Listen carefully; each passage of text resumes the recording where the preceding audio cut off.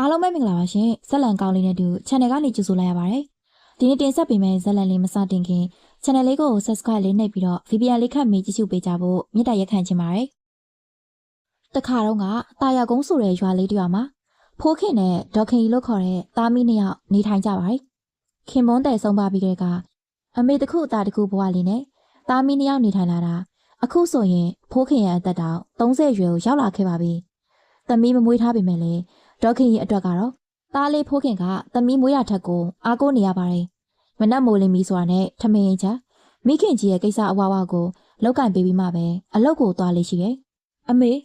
ထိုင်နေပါမေရဲ့မျက်လုံးလည်းကောင်းတာမဟုတ်ဘူးထိခိုက်နေအောင်ပဲဒါတွေအလုံးကြုတ်အလုပ်တွေပါအမေရဲ့ဒေါက်ခင်ကြီးကတော့ငငယ်လေးတဲ့ကဘဝကိုခက်ခက်ခက်ခဲဖြတ်တန်းခဲ့ရတာကြောင့်အသက်အရွယ်ရလာတဲ့အခါမှာအဲ့ဒီပင်မဲရတာတွေနှိပ်စက်ပြီးမျက်လုံးတွေတဖြည်းဖြည်းကွယ်လာခဲ့တာအခုဆိုရင်ဘာမှတော့မတွေ့ရတော့တဲ့အထိပါပဲသူမရဲ့ဘဝမှာသားလေးဖိုးခင်ရှိနေတာကြောင့်တော်ကကြနေတယ်လို့အမြဲတမ်းတွေးနေမိရဲ့အမေဒါကကြောက်ယူမဲ့မိန်းမလေးချစ်သူဖြစ်နေတာတော့ကြပြီသူ့နာမည်ကမဲအေးတဲ့စိတ်ထားလဲကောင်းတယ်အမေအကြောင်းတွေတော့အားလုံးပြောပြထားတယ်သူမနဲ့အတူရှိနေတဲ့သားလေးကရုတ်တရက်ကြီးမိန်းမယူလိုက်တာကြောင့်ဒေါက်ခင်စိတ်မကောင်းဖြစ်မိပေမဲ့လေသားလေးလည်းအသက်ရလာပြီသူမနဲ့အဖော်နေဖို့သမီးလေးတယောက်ရလာတယ်လို့သာတွေးပေးလိုက်ပါတယ်မနှက်ဆိုရင်ဖိုးခင်ကအလုပ်ကိုသွားမဲအေးကတော့ရောက်ခမဖြစ်သူနဲ့အိမ်မှာနေချက်ပြုတ်လိုက်လျှော့ဖို့လိုက်နဲ့နည်းနည်းလေးမှမအားရပါဘူးဒီလိုနဲ့ပဲတပတ်ခန့်အကြာမှာတော့မဲအေးတယောက်ဒီလိုတွေလုံးနေရတာညှို့ညင်လာပြီအောက်မလေးတကယ်တည်းနော်ယောက်ျားယူတာတတ်တာမလားလို့ပိုတောင်းပင်မှန်နေငါတော့မှားပါရောလားမဲအေးတယောက်တည်းပွားစီလုံးနေတဲ့အချိန်အိမ်ရှိကနေတခုခုကြောက်ွယ်တဲ့တန်ကြားလိုက်ရတာကြောင့်ချက်ချင်းပဲပြေးထွက်လာပြီအမလေးအမေရဲ့ကုန်ပါပြီတော့အငိမ့်နေစမ်းပါလားလူကမအားပါဘူးဆိုအလောက်ရှောင်အရမ်းလောက်တာပဲမမြင်မဆန်းနဲ့လိုက်သွားနေတဲ့ဒေါက်ခင်ကြီးကိုမဲကြီးအောင်ငေါက်ပြီး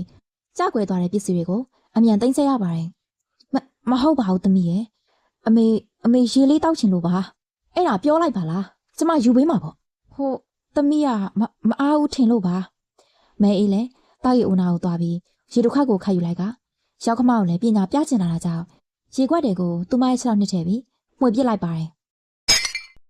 ဒေါက်ခင်ကြီးလည်းချွေးမကန်ပေးလာတဲ့ရေကိုတားလိုက်တဲ့ခါမှာတော့ရေတွေကနေအနက်ဆိုတစ်ခုကိုရောက်သွားတာကြောင့်ချက်ချင်းပဲရေခွက်ကိုလွတ်ပစ်ချလိုက်ပါတယ်ဟုတ်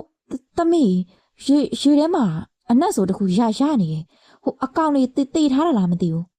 ဟာဘာလို့အကောင်တေးရမှာလဲအမေကတော့လေလှုပ်လိုက်ရင်ဒီလိုကြီးပဲရေတွေဖိတ်ကုန်ပြီတော့စိတ်ညစ်လိုက်တာဒီအဖွားကြီးနဲ့တော့နှုတ်ကလည်းကြကြတန်းတန်းတွေပြောဆိုပြီးလက်ကလည်းဖိတ်ကျသွားတဲ့ရေတွေကိုတောက်ရင်မဲတယောက်ဒေါသတွေထွက်နေခဲ့ပါတယ်ဒီလိုမှန်းသိရင်လေကျမတော့ရှင့်သားမယူခဲ့ပါဘူးတော့ကျုပ်ကြိုက်နေတဲ့လူတွေများလေဒုနဲ့တည်းပဲ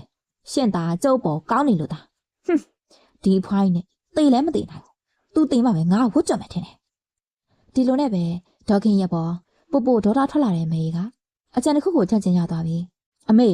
ကျမငါးသွားရှာအောင်ပဲအဲ့ဒါအိမ်မှာကောက်နေခဲ့အောင်ရောက်ခမကိုပြောဆိုပြီးပလိုင်းကိုကောက်လွယ်ကလေကွင်းထဲကိုထွက်လာခဲ့လိုက်ပါတယ်အဖွားကြီးတက်ဖို့ဒီတနည်းပဲရှိတယ်အဲ့ဒါမှသူ့သားလည်းငါအပြစ်မတင်တော့မှာဟွန်းလေထဲကချောင်းငယ်လေးထဲမှာကျွဲနွားတွေကိုသွေးဆုပ်လေးရှိရင်မြော့မမဲတွေကိုမဲရေးလိုက်ရှာပြီးရတဲ့လောက်ကိုပလိုင်းနဲ့ကောက်ထည့်လိုက်ပါတယ်ဒီမြော့ကိုအစိမ့်မြော့လို့လည်းခေါ်ကြပြီးမကြသေးခင်ကမှမဲရီတို့ရွာမှာလူတယောက်စားမိပြီးတေဆုံးသွားတာကြောင့်မဲရီသိနေတာဖြစ်ပါတယ်အိမ်ကိုရောက်လာပြီဆိုတာနဲ့ရောက်ခမကိုတစ်ချက်ကြည့်ရင်ပလိုင်းတွေကမြော့တွေကိုထုတ်ရင်နွေးပူထဲမှာထည့်ပြုတ်ပြီးအရသာတွေရောတဲ့ကဟင်းကျုံနဲ့တူအောင်လို့တခြားအသီးနှံတွေထည့်ရင်ချက်ပြုတ်လိုက်ပါတယ်အမေဒီမဲ့လေငါရှင့်တွေရလာလို့အဲ့ဒါအမေတို့ဟင်းကျုံချက်တာပဲအားရှိအောင်တောက်လိုက်ရောအော်အေးသမီးဒါနဲ့သားခဏနေလာတော့မှလေအတူတူစားကြမလားသမီးအမေရင်စားနေစမ်းပါဒီနေ့အကူကအလုံးနောက်ကြမယ်ထင်တယ်သူ့ဖို့လည်းကျမဖဲထားပြီအော်အေးဒါဆိုအမေရင်စားလိုက်မယ်နော်မဲယူလာပြီးတဲ့ဟင်းကျိုကိုဒေါက်ခင်ကြီးခတ်တောက်လိုက်ပြီးသမီးဒါကငရှင်းရောဟုတ်ရဲ့လားပါဇက်ထဲမှာချွဲနေတယ်လို့ပဲဟုတ်ပါတယ်အမေရဲ့စားမသာစားစမ်းပါအယောင်စကားများတာပဲသမီးကစေတနာနဲ့ချက်ကြွရနော်အမေအားရှိအောင်လို့ဟင်းကျိုတစ်ပတ်ကလုံးကောက်ကန်နေတဲ့ခါမှာတော့မဲတယောက်ကြိတ်ပြောနေပြီ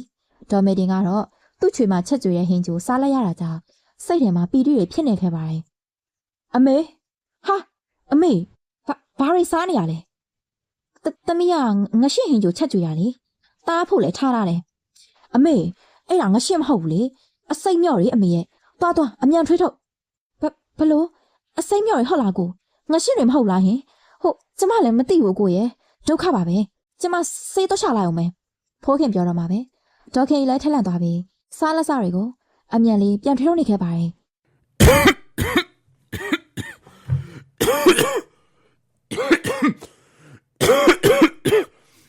မဲကြီးကတော့ဆေးရှသလိုလိုနဲ့မိဖို့ချောင်းနဲ့ဝင်သွားပြီးတယောက်တည်းပြုံးပြော့နေခဲ့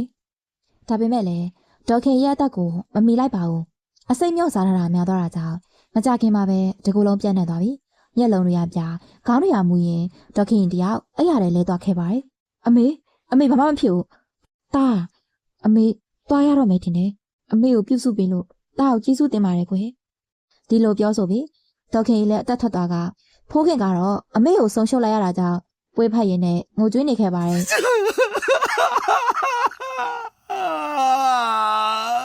အမေရဲ့အားလုံးကသားပြစ်တွေပါအမေကိုထားပြီးတော့အလုပ်သွားပြီလို့ဒီလိုဖြစ်ရတာနောက်တစ်ရက်မှာပဲဒေါခင်ကြီးကိုတကြိုဖို့အတွက်